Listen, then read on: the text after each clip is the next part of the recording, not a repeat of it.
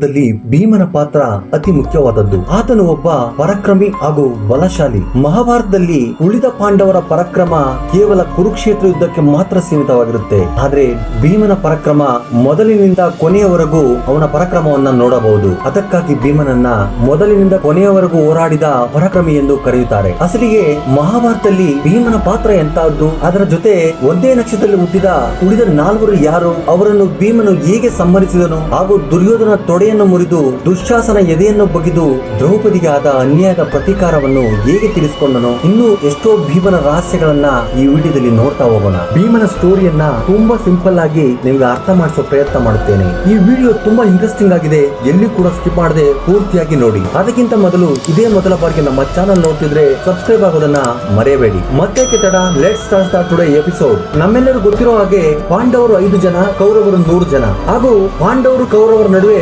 ಮಹಾಭಾರತ ಕುರುಕ್ಷೇತ್ರ ಯುದ್ಧ ನಡೆಯಿತೆಂದು. ಈಗ ನಾವು ಪಾಂಡವರ ವಿಷಯಕ್ಕೆ ಬಂದ್ರೆ, ಪಾಂಡವರಲ್ಲಿ ಒಬ್ಬನಾದವನೇ ಈ ಭೀಮನು. ಈ ಭೀಮನನ್ನು ಭೀಮಸೇನ ಅಂತಲೂ ಕರೆಯುತ್ತಾರೆ. ಆದ್ರೆ ನಿಮ್ಮ ಕ್ಲಾರಿಟಿಗೋಸ್ಕರ ಪಾಂಡವರ ಈ 5 ಜನ ಯಾರೆಂದು ತಿಳಿದುಕೊಳ್ಳೋಣ ಬನ್ನಿ.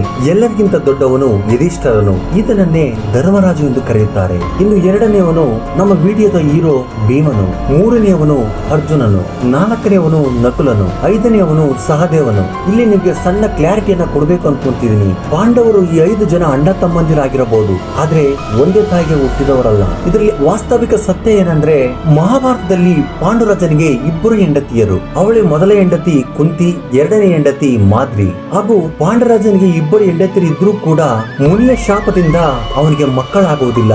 ಆಗ ನಿರಾಸೆಯಿಂದ ತನ್ನ ಪತ್ನಿಯರ ಜೊತೆ ಅರಣ್ಯವಾಸಕ್ಕೆ ಹೋದಾಗ ತನ್ನ ಪತ್ನಿಯರ ಹೊರಗಳಿಂದ ಪುತ್ರರು ಜನಿಸುತ್ತಾರೆ. ಆಗ ಮೊದಲನೇ ಹೆಂಡತಿಯ ಕುಂತಿಗೆ ಧರ್ಮರಾಯ, ಭೀಮ, ಅರ್ಜುನನು ಹುಟ್ಟಿದರೆ, ಎರಡನೇ ಪತ್ನಿ ಮಾದ್ರಿಗೆ ನಕುಲ, ಸಹದೇವನು ಹುಟ್ಟುತ್ತಾರೆ. ಹೀಗೆ ಪಾಂಡುರಾಜನಿಗೆ ಹುಟ್ಟಿದ ಈ 5 ಜನ ಗಂಡು ಮಕ್ಕಳನ್ನು ಪಾಂಡುರಾಜನ ಮಕ್ಕಳಾಗಿ ಪಾಂಡವರಾಗಿ ಕರೆಯುತ್ತಾರೆ. ಇನ್ನು ಪಾಂಡವರ ಎರಡನೇ ಮಗನಾದ ಭೀಮನ ಬಗ್ಗೆ ಇವತ್ತಿನ ವಿಡಿಯೋದಲ್ಲಿ ನಾವು ನೋಡ್ತಾ ಇದ್ದೀವಿ. ಇನ್ನು ಭೀಮ ಎನ್ನುವ ಹೆಸರಿನ ಅರ್ಥ ಭಯಂಕರನು ಎಂದು. ಈ ಭೀಮನು ವಾಯುದೇವನ ವರಾಹದಿಂದ ಕುಂತಿದೇವಿಗೆ ಜನಿಸಿರ್ತಾನೆ. ಈ ಭೀಮನು ಮಗ ನಕ್ಷತ್ರ ಅಂಗಿರಸ ನವಾಮಿ ಎಂಬ ನಕ್ಷತ್ರದಲ್ಲಿ ಹುಟ್ಟುತ್ತಾನೆ. ಅಲ್ಲದೆ ಇದೇ ನಕ್ಷತ್ರದಲ್ಲಿ ಇನ್ನೂ 4 ಜನ ಜನಿಸಿರುತ್ತಾರೆ. ಅವನೇ ದುರ್ಯೋಧನನು, ಬಕಾಸುರನು, ಜರಾಸಂಧನು, ಕೀಚಕನು. ಇಲ್ಲಿರುವ ಒಂದು ಸಣ್ಣ ಟ್ವಿಸ್ಟ್ ಏನಂದ್ರೆ, ಇದೇ ನಕ್ಷತ್ರದಲ್ಲಿ ಭೀಮನ ಜೊತೆ ಇನ್ನೂ 4 ಜನ ಜನಿಸಿದ್ದಾರಲ್ವಾ, ಒಟ್ಟಾರೆ ಸೇರಿ 5 ಜನ ಅಲ್ವಾ. ಈ 5 ಜನರಲ್ಲಿ ಯಾರು ಮುಂದೆ ಒಬ್ಬರನ್ನು ಸಾಯಿಸ್ತಾರೋ ಅವನ ಕೈಯಿಂದಲೇ ಉಳಿದ 3 ಜನರ ಸಾವಾಗುತ್ತದೆ ಎಂದು ವರವನ್ನು ನೀಡಿರ್ತಾರೆ. ಈ ನಕ್ಷತ್ರದಲ್ಲಿ ವಿದುರ ರಾಶಿ ಇರುತ್ತದೆ. ಅಂದ್ರೆ ಈ 5 ಜನ ಭೀಮನು, ದುರ್ಯೋಧನನು, ಬಕಾಸುರನು, ಜರಾಸಂಧನು, ಕೀಚಕನು. ಈ 5 ಜನರಲ್ಲಿ 4 ಜನರ ಸಾವು ಒಬ್ಬನ ಕೈಯಲ್ಲಿದೆ ಎಂದು ಅರ್ಥ. ಆದ್ರೆ ಈ 5 ಜನರು ಕೂಡ ಬಲವಂತರು, ಪರಾಕ್ರಮದಲ್ಲಿ ಅವರೇ ಸಾಟಿ. ಆದ್ರೆ ಇವರಿಗೆಲ್ಲರಿಗಿಂತ ಭೀಮನು ಅತ್ಯಂತ ಬಲವಂತನು. ಆನಂತರ ಬಕಾಸುರನ ಸಾವು ಭೀಮನ ಕೈಯಲ್ಲಿ ಆಗುವುದರ ಜೊತೆಗೆ ಶುರುವಾಗುತ್ತೆ. ಅದು ಏಕೆ ಅನ್ನೋದು ನಿಮ್ಗೆ ಇದೇ ಕಥೆಯಲ್ಲಿ ಮುಂದೆ ಗೊತ್ತಾಗುತ್ತೆ. ಕರ್ಣನು ಹುಟ್ಟುತ್ತಲೇ ಕರ್ಣಕುಂಡಲಗಳ ಜೊತೆ ಜನಿಸುವಂತೆ, ಹಾಗೆ ಭೀಮನು ಕೂಡ ಹುಟ್ಟುತ್ತಲೇ ವಜ್ರ ಶರೀರದೊಂದಿಗೆ ಹುಟ್ಟಿರುತ್ತಾನೆ. ಆದ್ದರಿಂದಲೇ ಅವನನ್ನ ವಜ್ರಕಾಯನು ಅಂತಲೂ ಕೂಡ ಕರೆಯುತ್ತಾರೆ. ಭೀಮನು ಚಿಕ್ಕವನಿದ್ದಾಗಲೇ ಕುಂತಿದೇವಿ ಒಮ್ಮೆ ಹುಲಿಯಿಂದ ತಪ್ಪಿಸಿಕೊಳ್ಳುತ್ತಿರುವಾಗ ಭೀಮನು ಒಂದು ದೊಡ್ಡ ಕಲ್ಲು ಬಂಡೆ ಮೇಲೆ ಬಿದ್ದು ಹೋಗ್ತಾನೆ. ಆಗ ಕುಂತಿಯು ಏನಾಯಿತೆಂದು ಗಾಬರಿಯಿಂದ ನೋಡಿದಾಗ, ಆಗ ಭೀಮನಿಗೆ ಏನೂ ಆಗದೆ ಆ ಕಲ್ಲು ಬಂಡೆಯು ಪುಡಿ ಪುಡಿಯಾಗಿ ಹೋಗಿರುತ್ತೆ. ಆಗ ಕುಂತಿದೇವಿಗೆ ಅರ್ಥವಾಗುತ್ತೆ ಭೀಮನು ಅತ್ಯಂತ ಬಲಶಾಲಿ ಅಂತ. ಅದರಿಂದ ಕುಂತಿದೇವಿ ಮಾಡಿದ ಅಡುಗೆಯ ಒಂದು ಭಾಗದಲ್ಲಿ ಅರ್ಧ ಭಾಗವನ್ನು ಭೀಮನಿಗೆ, ಉಳಿದ ಅರ್ಧ ಭಾಗವನ್ನು ಉಳಿದ ಪಾಂಡವರೆಲ್ಲರಿಗೂ ನೀಡುತ್ತಿದ್ದಳು.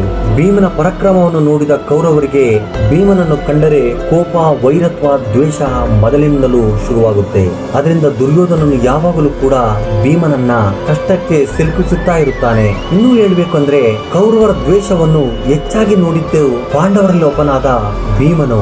ಇನ್ನು ಭೀಮನನ್ನು ನೋಡಿದರೆ ದುರ್ಯೋಧನ ಜೊತೆ ಉಳಿದ ಕೌರವರಿಗೂ ಕೂಡ ಎದೆಯಲ್ಲಿ ನಡುಕ ಶುರುವಾಗುತ್ತಿತ್ತು. ಚಿಕ್ಕವನಿಂದಲೂ ಆಟ ಪಾಠಗಳಲ್ಲಿ, ಊಟ ತಿನ್ನುವುದರಲ್ಲಿ, ಒಬ್ಬರ ಮೇಲೆ ಒಬ್ಬರು ಬಿದ್ದು ಜಗಳ ಆಡುವುದರಲ್ಲೂ ಭೀಮನು ದುರ್ಯೋಧನ ಹಾಗೂ ಇತರ ಕೌರವರನ್ನು ಮೀರಿಸುವ ಶಕ್ತಿವಂತನಾಗಿದ್ದನು. ಒಂದ್ಸಾರಿ ಹಣ್ಣನ್ನ ಕಿತ್ಕೊಳ್ಳೋದಿಕ್ಕೆ ಕೌರವರು ಮರವನ್ನು ಏರಿದಾಗ ಭೀಮನು ತನ್ನ ಬಾಯಿಂದ ಊದಿ ಆ ಹಣ್ಣುಗಳ ಜೊತೆ ಕೌರವರನ್ನು ಕೂಡ ಕೆಳಗೆ ಬೀಳಿಸಿದ್ದನು. ಇದೆಲ್ಲವನ್ನು ಕೂಡ ಭೀಮನು ಚಿಕ್ಕ ವಯಸ್ಸಿನಲ್ಲಿರುವಾಗ ಏನು ತಿಳಿಯದ ಅರೆಯದಲ್ಲಿ ಮಾಡಿದ್ದಾನೆ ಹೊರತು ಕೌರವರಿಗೆ ದ್ರೋಹ ಮಾಡುವ ಉದ್ದೇಶ ಅವನಿಗಿರಲಿಲ್ಲ.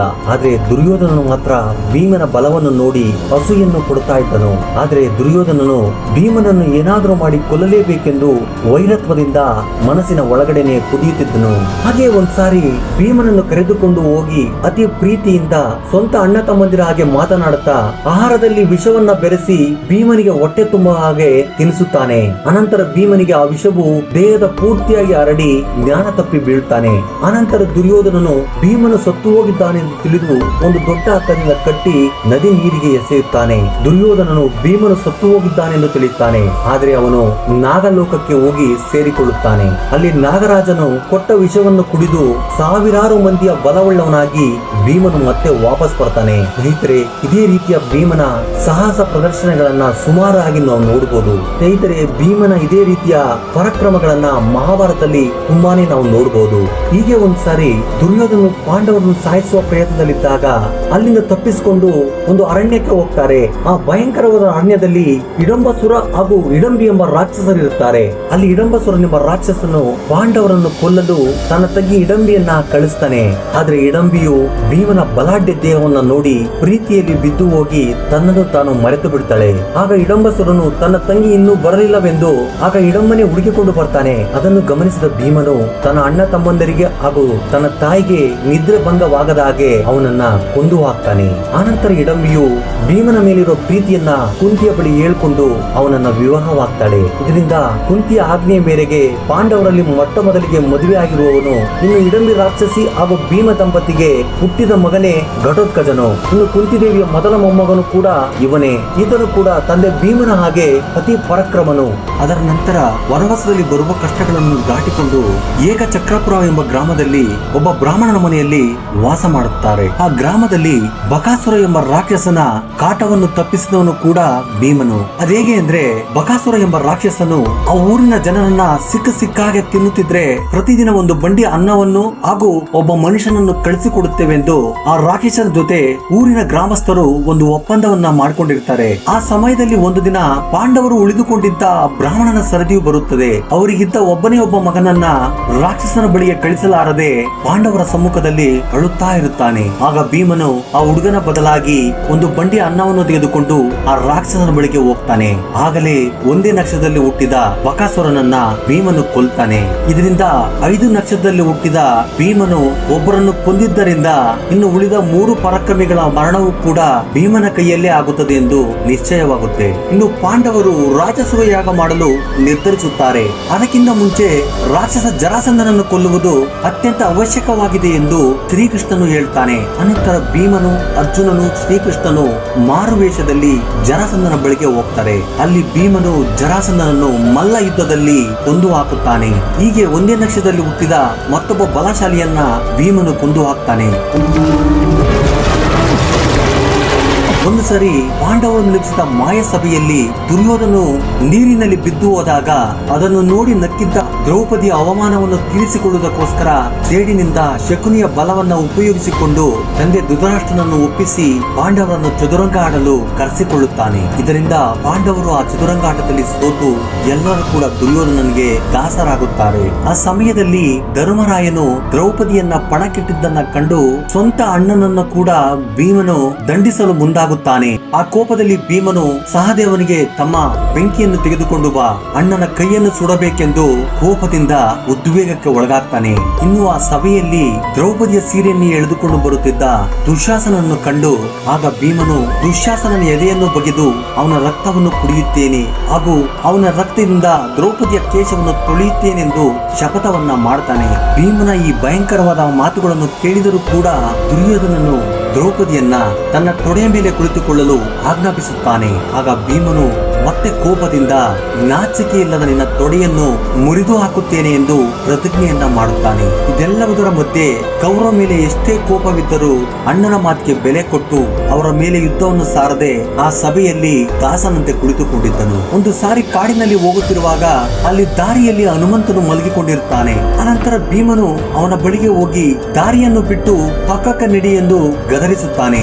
ಅದಕ್ಕೆ ಹನುಮಂತನು ಆದರೆ ನೀನೇ ಪಕ್ಕಕ್ಕೆ ನನ್ನನ್ನು ಸರಿಸು ಎಂದು ಹೇಳುತ್ತಾನೆ. ಮಾಡುತ್ತಾನೆ. ಅಷ್ಟೇ ಅಲ್ವೇ ಎಂದು ಹನುಮಂತನ ಬಾಲವನ್ನು ಹಿಡಿದು ತಳ್ಳುವುದಕ್ಕೆ ಪ್ರಯತ್ನ ಪಡ್ತಾನೆ. ಆಗ ಭೀಮನಿಗೆ ಆಗುವುದಿಲ್ಲ. ಕೊನೆಗೆ 2 ಕೈಗಳನ್ನ ಹಿಡಿದು ತಳ್ಳುವುದಕ್ಕೆ ಪ್ರಯತ್ನ ಮಾಡ್ತಾನೆ. ಆಗಲೂ ಕೂಡ ವಿಫಲವಾಗ್ತಾನೆ. ಆಗ ಭೀಮನ ಗರ್ವ ತಗ್ಗಿ ಹೋಗುತ್ತೆ. ಅನಂತರ ಭೀಮನಿಗೆ ಅವನು ಹನುಮಂತನೆಂದು ಅರ್ಥವಾಗುತ್ತೆ. ಅನಂತರ ಭೀಮನು ನನ್ನನ್ನು ಕ್ಷಮಿಸಿ ಎಂದು ಕ್ಷಮೆಯನ್ನ ಕೇಳ್ತಾನೆ. ಅನಂತರ ಹನುಮಂತನು ನಿಜ ರೂಪದೊಂದಿಗೆ ಭೀಮನ ಬಳಿ ಪ್ರತ್ಯಕ್ಷನಾಗುತ್ತಾನೆ. ಅನಂತರ ಬಲಶಾಲಿಯಾಗು ಎಂದು ಆಶೀರ್ವದಿಸಿ ಅಲ್ಲಿಂದ ಹೊರಟು ಹೋಗುತ್ತಾನೆ. ಆ ಸ್ಪರ್ಶದಿಂದ ಭೀಮನು ಇನ್ನೂ ಬಲಶಾಲಿ ಆಗುತ್ತಾನೆ. ಇನ್ನು ಪಾಂಡವರು ವನವಾಸ ಮುಗಿಸಿಕೊಂಡು 1 ವರ್ಷದ ಅಜ್ಞಾತವಾಸಕ್ಕೆ ವಿರಾಟ ನಗರಕ್ಕೆ ಬರುತ್ತಾರೆ. ಆ ಅರಮನೆಯಲ್ಲಿ ಭೀಮನು ಅಡುಗೆ ಕೆಲಸಕ್ಕೆ ಸೇರಿಕೊಳ್ಳುತ್ತಾನೆ. ಇದರಲ್ಲಿ ಇನ್ನೂ ಹಾಸ್ಯಾಸ್ಪದ ಸಂಗತಿ ಏನಂದ್ರೆ, ವನವಾಸದಲ್ಲಿ ಹಸಿವಿನಿಂದ ಕಂಗೆಟ್ಟಿದ್ದ ಭೀಮನಿಗೆ ಅರಮನೆಯಲ್ಲಿ ಅಡುಗೆ ಕೆಲಸ ಸಿಕ್ಕಿದ್ದು ಅವನಿಗೆ ತುಂಬಾ ಸಂತೋಷವಾಗುತ್ತೆ. ಭೀಮನು ಅಡಿಗೆ ಮಾಡುತ್ತಿದ್ರೆ ಅದರ ವಾಸನೆ ಇಡೀ ಊರುಗಳಿಗೆ ತಲುಪುತ್ತಿತ್ತಂತೆ. ಅದೇ ಅರಮನೆಯಲ್ಲಿ ದ್ರೌಪದಿಯು ರಾಣಿಯ ಸೇವಕಿಯಾಗಿ ಕೆಲಸ ಮಾಡುತ್ತಿರುವ ಸಮಯದಲ್ಲಿ ಕೀಚಕನ ಕಣ್ಣು ದ್ರೌಪದಿ ಮೇಲೆ ಬೀಳುತ್ತೆ. ಆ ಕಾಮುಕ ಕೀಚಕನು ಅವಳ ಹಿಂದೆ ಬೀಳುತ್ತಾನೆ. ಒಂದು ದಿನ ದ್ರೌಪದಿಯನ್ನ ತನ್ನ ಕೋಣೆಗೆ ಬರೋದಿಕ್ಕೆ ಹೇಳ್ತಾನೆ. ಅನಂತರ ದ್ರೌಪದಿಯು ಕೀಚಕನ ಕೋಣೆಗೆ ಭೀಮನ ಜೊತೆ ಹೋಗ್ತಾಳೆ. ಅಲ್ಲಿ ಅನಂತರ ಭೀಮನು ಕೀಚಕನನ್ನ ಕೊಂದು ಹಾಕ್ತಾನೆ. ಇನ್ನು ಕೀಚಕನ ಹೆಣವನ್ನ ಸ್ಮಶಾನಕ್ಕೆ ತೆಗೆದುಕೊಂಡು ಹೋಗುತ್ತಿರುವಾಗ ಕೀಚಕನ ತಮ್ಮಂದಿರು ಅವನನ್ನು ಅಡ್ಡಗಟ್ಟಿದರೆ ಅವರನ್ನು ಕೂಡ ಕೊಂದು ಹಾಕ್ತಾನೆ. ಆನಂತರ ಕೀಚಕನ ಸಾವು ದುರ್ಯೋಧನನಿಗೆ ಗೊತ್ತಾದ ನಂತರ ಕೀಚಕನನ್ನು ಕೊಲ್ಲುವ ಶಕ್ತಿ ಭೀಮನಿಗೆ ಬಿಟ್ಟರೆ ಬೇರೆ ಯಾರಿಗೂ ಇಲ್ಲ. ಪಾಂಡವರು ವಿರಾಟ ನಗರದಲ್ಲಿ ಅವಿತುಕೊಂಡಿದ್ದಾರೆ ಎಂದು ತಿಳಿದು ಅವರ ಅಜ್ಞಾತವಾಸವನ್ನು ಭಂಗ ಮಾಡುವುದಕ್ಕೆ ದುರ್ಯೋಧನ ವಿರಾಟ ನಗರಕ್ಕೆ ಬರುತ್ತಾನೆ. ಇನ್ನು ಮಹಾಭಾರತದ ಕುರುಕ್ಷೇತ್ರ ಯುದ್ಧದಲ್ಲಿ ಕೌರವರ 10 ಅಕ್ಷಿಣಿ ಸೈನ್ಯವಿರಲು ಅದರಲ್ಲಿ 6 ಅಕ್ಷಿಣಿ ಸೈನ್ಯವನ್ನ ಭೀಮನೇ ಸಂಹರಿಸುತ್ತಾನೆ. ಒಂದು ಅಕ್ಷಾಯಿಣಿ ಅಂದ್ರೆ 21,870 ರಥಗಳು, 21,870 ಆನೆಗಳು, 65,610 ಕುದುರೆಗಳು, 1,09,350 ಸೈನಿಕರು. ಇವೆಲ್ಲವುಗಳನ್ನು ಸೇರಿದರೆ ಒಂದು ಅಕ್ಷಾಯಿಣಿ ಸೈನ್ಯ.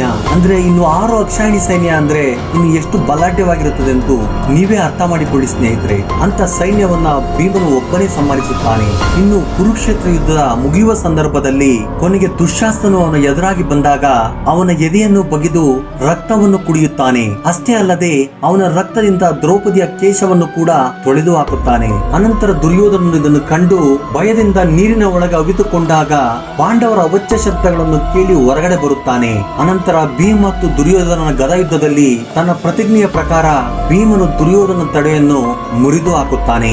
ಭೀಮನು ಎಷ್ಟು ಬಲಶಾಲಿಯಾಗಿದ್ದ ಎಂದರೆ ಎಂತೆಂತ ದೊಡ್ಡ ರಾಕ್ಷಸರನ್ನು ಕೂಡ ಅವನು ಸಂಹರಿಸಿದ್ದಾನೆ. ಅದರಲ್ಲಿ ಬಕಾಸುರ, ಇಡಂಬಸುರನು, ಕೀಚಕನು, ಜರಾಸದನೆಂಬ ಅನೇಕ ರಾಕ್ಷಸರನ್ನು ಕೊಂದು ಹಾಕಿದ್ದಾನೆ. ಭೀಮನು ಇಡಂಬಸುರ, ಬಕಾಸುರ, ಜರಾಸಂದನೆಂಬ ರಾಕ್ಷಸರ ಅಂತ್ಯದೊಂದಿಗೆ ಕುರುಕ್ಷೇತ್ರ ಯುದ್ಧವನ್ನ ಶುರು ಮಾಡ್ತಾನೆ. ಕುರುಕ್ಷೇತ್ರ ಯುದ್ಧದಲ್ಲಿ 100 ಜನ ಕೌರವರನ್ನ ಕೊಂದ ಹಿರಿಮೆ ಭೀಮನಿಗೆ ಸಲ್ಲುತ್ತದೆ.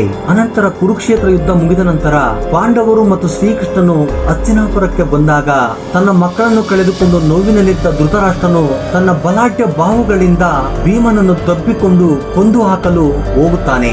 ಆಗ ಅದನ್ನೆಲ್ಲ ತಿಳಿದಿದ್ದ ಶ್ರೀಕೃಷ್ಣ ಪರಮಾತ್ಮನು ಭೀಮನ ಬದಲಾಗಿ ಒಂದು ಲೋಹದ ಗೊಂಬೆಯನ್ನ ಧೃತರಾಷ್ಟ್ರನ ಮುಂದೆ ಇಡುತ್ತಾನೆ. ಆಗ ಧೃತರಾಷ್ಟ್ರನು ಕೋಪದಿಂದ ಆ ಲೋಹದ ಗೊಂಬೆಯನ್ನು ತಬ್ಬಿಕೊಂಡು ಆ ಗೊಂಬೆಯನ್ನ ಪುಡಿಪುಡಿಗೊಳಿಸುತ್ತಾನೆ. ಅದಕ್ಕೆ ಧೃತರಾಷ್ಟ್ರನ ಕೈಗಳನ್ನ ನಾಶ ಮಾಡುವ ಕೈಗಳೆಂದು, ತಾನು ಅತ್ಯಂತ ಬಲಶಾಲಿ ಎಂದು, ತಾನು ತಿನ್ನುವ ಊಟಕ್ಕಿಂತ ಹೆಚ್ಚಿನ ವ್ಯಾಮೋಹ ತನ್ನ ಬಲದ ಮೇಲೆ ಇರುತ್ತೆ. ಭೀಮನು ತನ್ನ ಊಟದ ಮೇಲೆ ಹೇಗೆ ವ್ಯಾಮೋಹ ಹೊಂದಿರುತ್ತಾನೋ ಹಾಗೆಯೇ ತನ್ನ ಬಲದ ಮೇಲೆ ಅದಕ್ಕಿಂತ ಹೆಚ್ಚು ವ್ಯಾಮೋಹವನ್ನ ಹೊಂದಿರುತ್ತಾನೆ. ಸೊ ಸ್ನೇಹಿತರೆ, ಇದೇ ಭೀಮನಿಗೆ ಸಂಬಂಧಿಸಿದ ವಿಷಯಗಳು. ಈ ವಿಡಿಯೋ ನಿಮ್ಗೆ ಇಷ್ಟವಾಗಿದ್ದರೆ ಒಂದು ಲೈಕ್ ಕೊಡುವ ಮೂಲಕ ಇನ್ನೂ ಹೆಚ್ಚಿನ ವಿಡಿಯೋ ಮಾಡಲು ಪ್ರೋತ್ಸಾಹಿಸಿ. ಧನ್ಯವಾದಗಳು.